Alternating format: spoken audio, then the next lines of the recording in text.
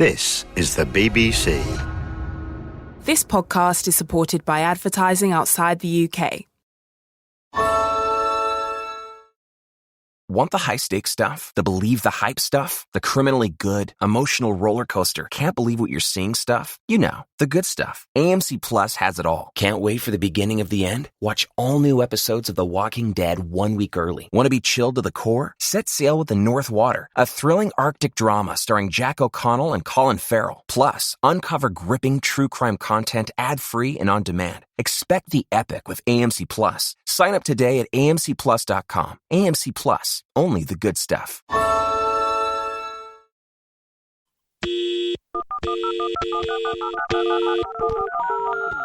A friend of mine used to have this thing anytime there was the slightest click or glitch when he was on the phone with me. He would stop mid-sentence, say, "Good afternoon, officer," and then pick up from where he had left off. Growing up here in Northern Ireland in the Troubles could make you more than a little paranoid. But as everybody knows, just because you're paranoid doesn't mean they aren't listening to you.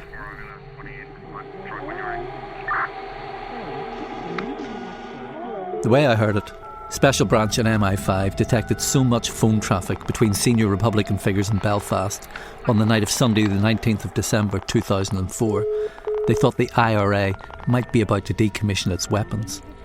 An early Christmas gift to the people of Northern Ireland. But as Monday the 20th of December dawned, no such announcement came.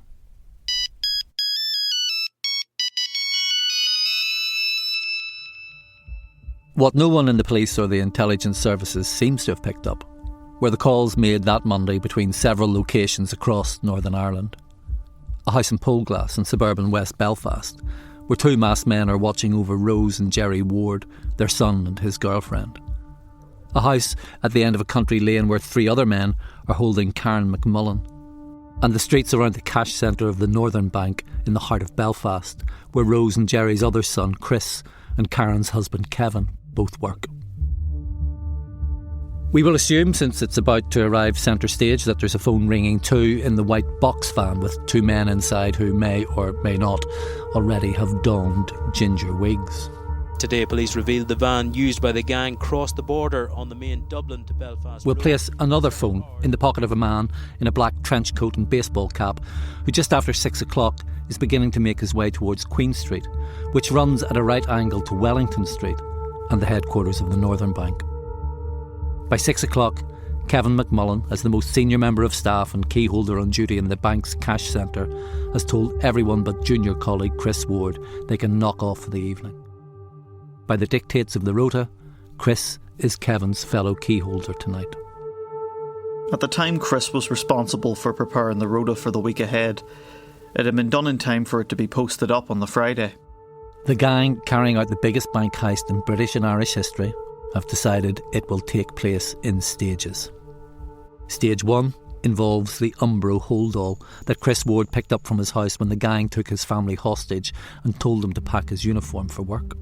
The instruction was that we were to fill that bag with £100 notes and Chris was to take it out onto the street and make a phone call. I didn't see the bag until the morning and I told him I didn't know if there'd be enough hundreds to fill it. I knew our stocks of hundreds were low, you see it on paper, and I was worried that if the bag didn't go out full, things would not go well for us. So the gang simply instruct Kevin and Chris to pack the bag with 50s as well. And this has to be at least a little ad-libbed. The robbers can't have predicted when they told Chris the night before to get his work uniform, polo shirt and trousers, that he would choose to put it into this particular Umbro bag. He might have chosen something smaller, the bag, for instance, that he uses when he goes, as he often does, as he told workmates he might do this weekend, over to Glasgow to watch Celtic play. It was unbelievable packing the money into the bag. I said, "Kev, how much is in that?" He said, 1.4 million. In fact, Kevin is a couple of £100,000 out. The bag, when he and Chris at last managed to pull the zip on it, contains just the £1.2 million. Think for a minute about the weight of that. Feel the weight of that. A quick online search reveals that £1 million in £50 notes weighs 24.2 kilos. Individual £100 notes weigh slightly more than 50s, but you would obviously need fewer of them. So let's call it, for this bag of mixed notes, around 20 kilos. 10 bags of potatoes. Chris picks it up as nonchalantly as he's able. I put my jacket on and left the department with the bag over my shoulder. Chris and Kevin are not quite alone in the building. Billy, a security guard employed by the contractor that also provides cleaning for the bank, is in the control room, along with a colleague who's finished his shift and is waiting for Billy to finish his so that he can get a lift. There are 24 4-inch screens to keep an eye on. The picture quality on some is poor. I've never been in the control room, so I didn't know what they could see. Chris is able to walk with the bag, unchecked, unchallenged, from the basement cash centre up to the ground floor, past the control room, past the Christmas tree with its gold tinsel, past a couple of empty metal trolleys, and under the eye of a security camera which records the time as 18, 19 and 46 seconds, out onto the street. By the next day, the image of him walking through the door, bag on his shoulder, will have gone right around the world. Once he's outside, Chris calls the gang again on the mobile phone they've given him. I phoned a number and the guy said go to the end of the road and turn right and there's a bus stop. Wait there and in a few minutes someone will come up to me and I was to have a bit of a yarn with him, not just hand the bag over. So I just arrived at the bus stop and was waiting 3 minutes or so when this guy in a long coat and something covering his face says, "How you doing?" I said, "Aye, oh, okay." Put down the bag and away he went.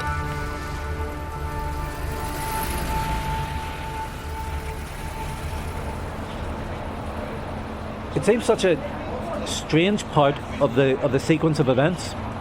This bag being brought out, handed over at a bus stop, so close to the bank. The robbers must have been testing the waters, checking to see if they'd been compromised in any way, if anybody had tipped off the police. The man is gone. The bag has gone. Chris makes his way up Wellington Street and back into work. Again, no one in the control room spots anything unusual. One of them said they would need my trainers to clean them, and I could hear hoovers in the hallway. In the house where Kevin McMullen's wife Karen has been held, blindfolded, in a chair since the early hours of the morning, a major clean-up operation is underway. Spraying. He seemed to spray his hands, and again I could hear the sound of plastic. Karen thinks this is her body bag. But then one of the gang comes to the chair and tells her she's going to be released. Her hopes have been raised and dashed once already. She's still wary, which is just as well. Without any warning, he came behind me and violently shook my head to test the tightness of the blindfold.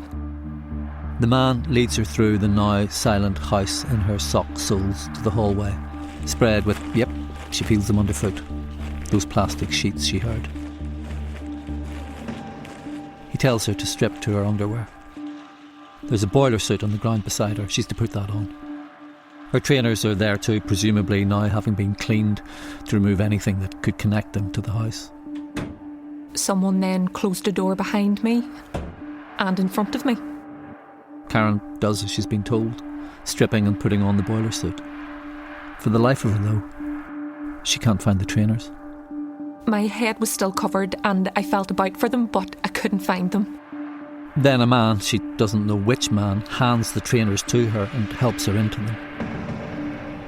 They've lied to her again. He's been standing there all along. A door opens and the man who's been with her through the night, the man she thinks of as Knife Man, leads her outside to a waiting car. He said not to be describing this house. And he said he knew that I'd seen something or knew something about this house, and that they'd got me once and they would get me again, only they wouldn't be so nice next time. They wouldn't be so nice. They would blow my head off. Just as Karen is about to get into the car, he tells her he's going to take off the taped-up hat that's been used to blindfold her. Because he'd just threatened me not to describe the house, I thought this proved they were going to kill me. Because they didn't care anymore and they were now just going to reveal this house to me. I held my hands up to stop them taking it off. I thought I was going to be killed. I really did.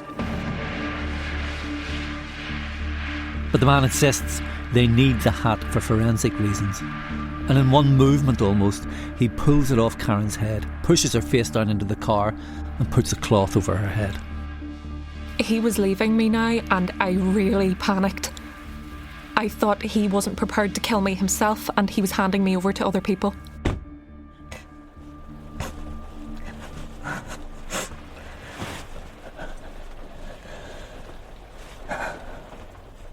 For the best part of an hour then, the car just sits there. Driver in the front, Karen in the back, shaking. You'd almost think that he, or whoever he was taking his orders from, was waiting for a signal or a phone call from somewhere else. Finally, the rear door opens and someone else gets in, someone heavy. And the car moves off. A few things happened on this journey. It was all erratic driving on minor roads. The guy in the back seat was putting pressure on me, on my back, forcing me down. He then started threatening me. I don't want to see you again, and you sure don't want to see me again. Did I know what he meant? Then he said to the guy in front, "Oh, I can't wait till tomorrow. Republicans are going to get blamed for this and Ian Paisley will have plenty to say about it."